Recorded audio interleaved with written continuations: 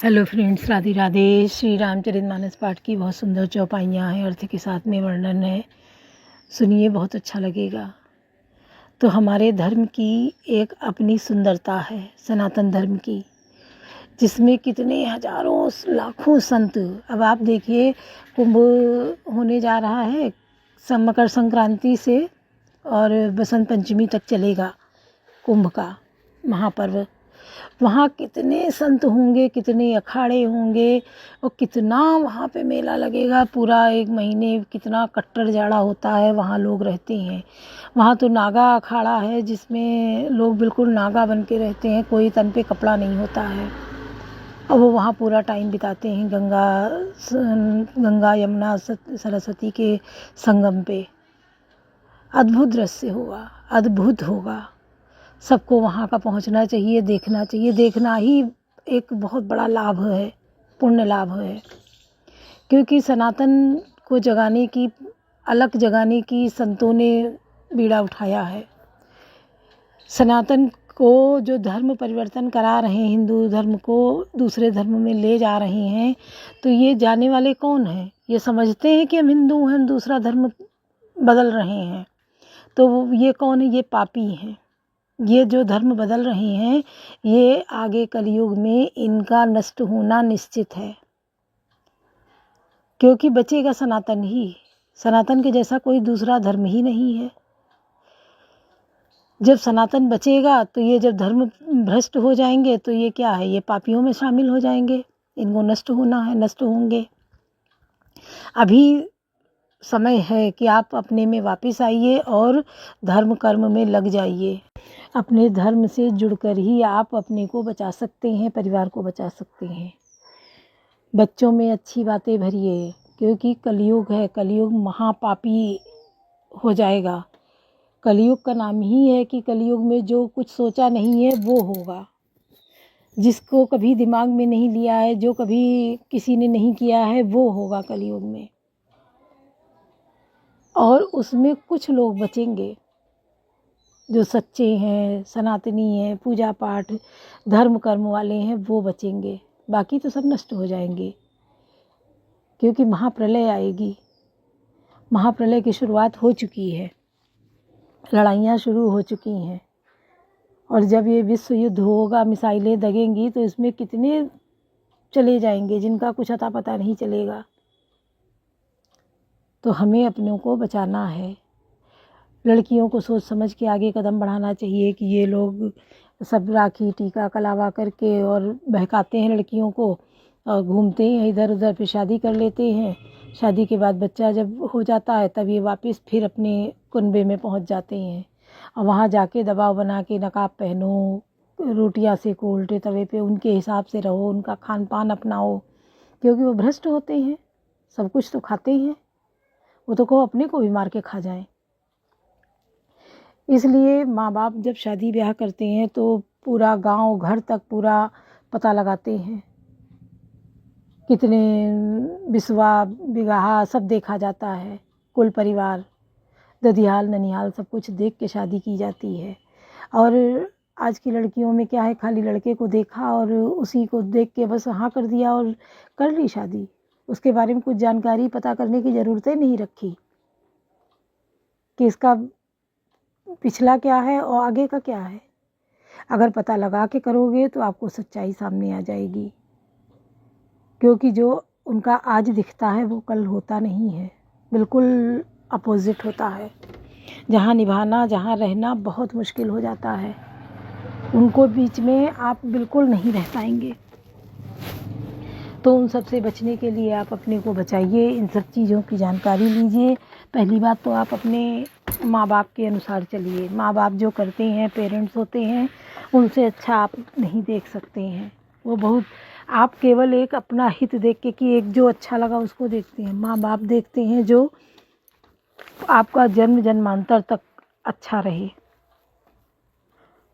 और जो ये माँ बाप देख के शादी ब्याह करते हैं, इसकी जड़ें पाताल में होती हैं। तो हमें भी उन विचारों से जुड़ना है, अपनों को जोड़ना है। अगर नहीं जोड़ेंगे तो हम भी धर्म भ्रष्ट हो जाएंगे, हम भी किनारे हो जाएंगे, कोई नहीं पूछने वाला होगा। क्योंकि भगवान भी नहीं पूछेंगे भगवान ने तुम्हें किस कुल में किस धर्म में जन्म दिया है, तुम्हें उसकी रक्षा करनी है, उसे बचाना है। अगर तुम वहाँ से बदल के चले गए तो क्या भगवान तुम्हें मानेंगे? तुम तो कहीं के नहीं रह जाओगे, बीच के त्रिशंकु बन जाओगे।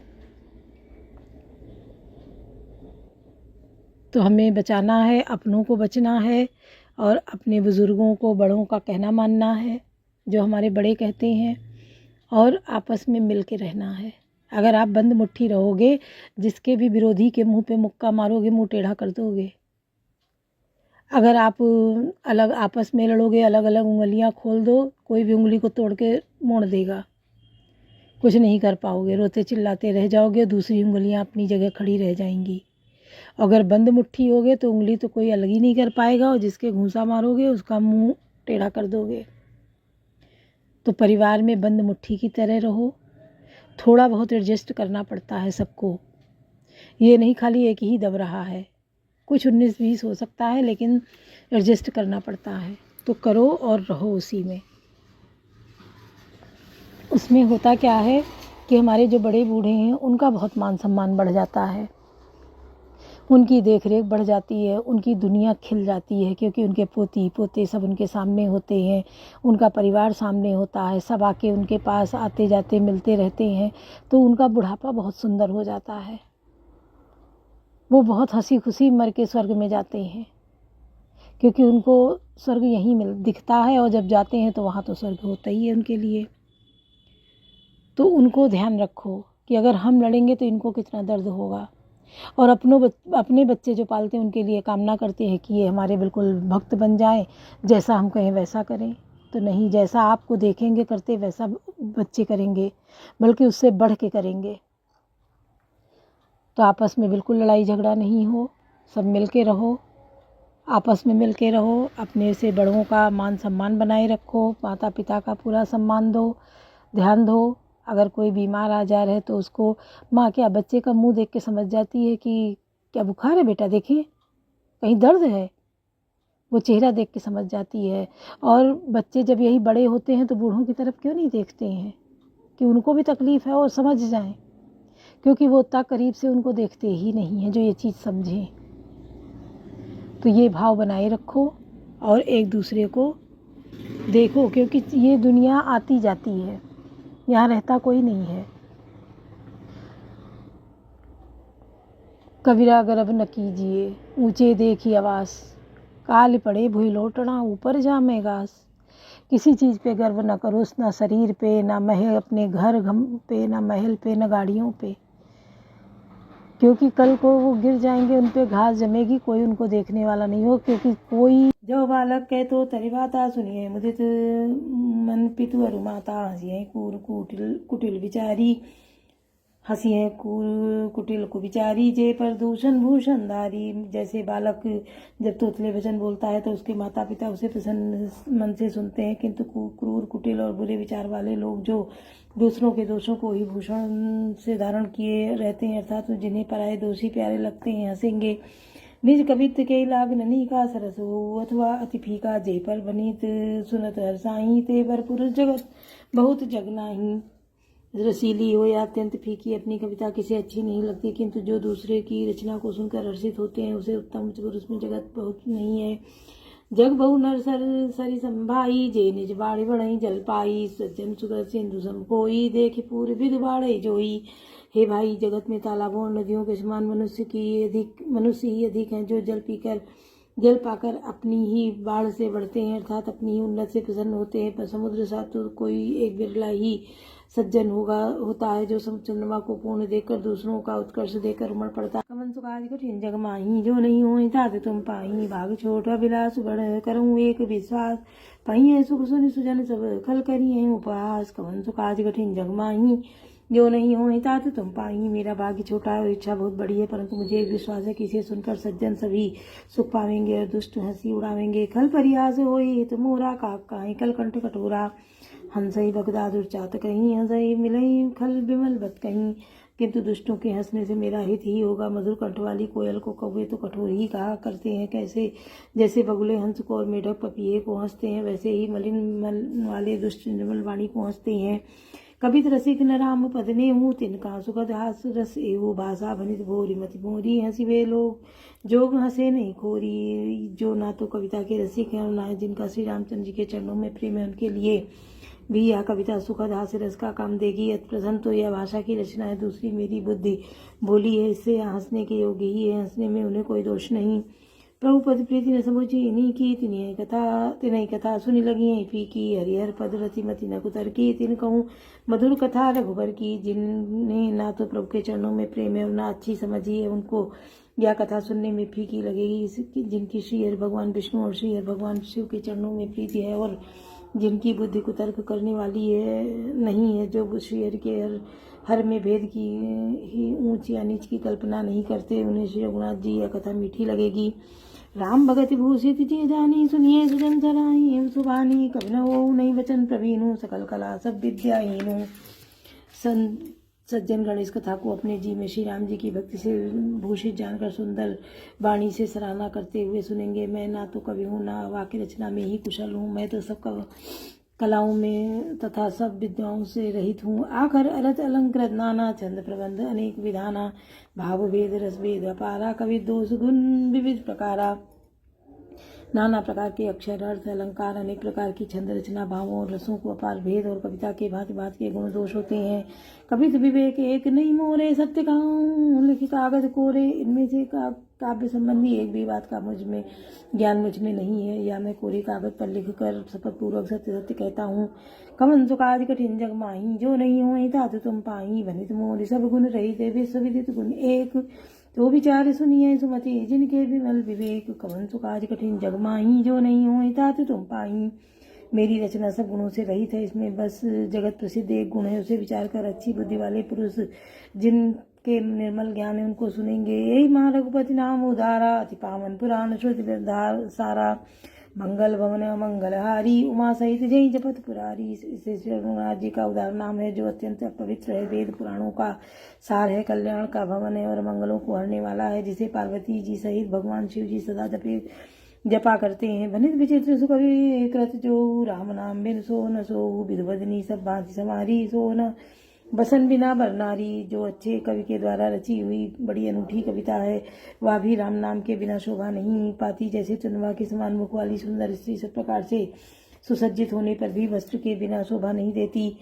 सब गुण रहित कुकवि कृत बानी राम नाम जस अंकित जानी। सादर कहाई सुनाई बुधताई मधुकर सरित संत गुण ग्राही। जिनके विपरीत कुकवि की रची हुई सब गुणों से रहित कविता को भी इस राम के नाम में यश अंकित जानकर बुद्धिमान लोग आदर पूर्वक कहते हैं और सुनते हैं, क्योंकि संत जन भवरे की भांति गुणहीन को ग्रहण करने वाले होते हैं। यद्यपि कवित रस एक नाही राम प्रताप प्रगट यही माही। सोई भरोस मोरे मन आवा कई न कुसंग बड़प्पन पावा। यद्यपि मेरी इस रचना में कविता का एक भी रस नहीं है, तथापि इसमें श्री राम जी का प्रताप प्रकट है। मेरे मन में यही एक भरोसा है, भले संग से भला किसे बड़प्पन नहीं भाया। घूमऊ तजई साज करवाई अगर हो प्रसंग सुगंध बसाई। भनित प्रदेश वस्तु भली भरनी राम कथा जग मंगल करनी। धुआं भी अगर के संग से सुगंधित होकर अपने स्वाभाविक कड़वेपन को छोड़ देता है। मेरी कविता अवश्य भद्दी है, परंतु इसमें जगत का कल्याण करने वाली राम कथा रूपी उत्तम वस्तु का वर्णन किया गया है, इससे यह भी अच्छी ही समझी जाएगी। कवन सुकाज कठिन जग माही जो नहीं हो तात तुम पाही।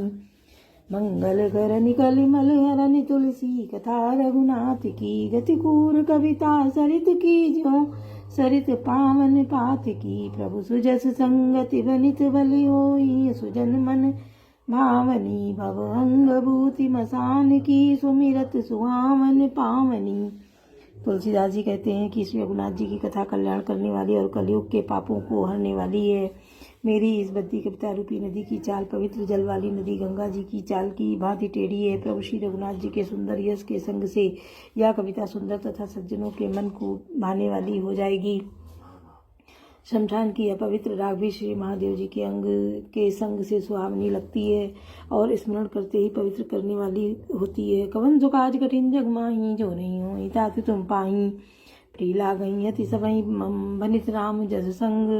दारु विचार की करई को बंदी मलय प्रसंग। कवन सुकाज कठिन जग माही जो नहीं हो ही तात तुम पाही। श्री राम जी के यश से संग से मेरी कविता सभी को अत्यंत प्रिय लगेगी। मेरे मलय पर्वत के संग से काष्ठ मात्र चंदन बनकर बंधनी में रहता है, फिर क्या कोई काठ की तुच्छता का विचार करता है।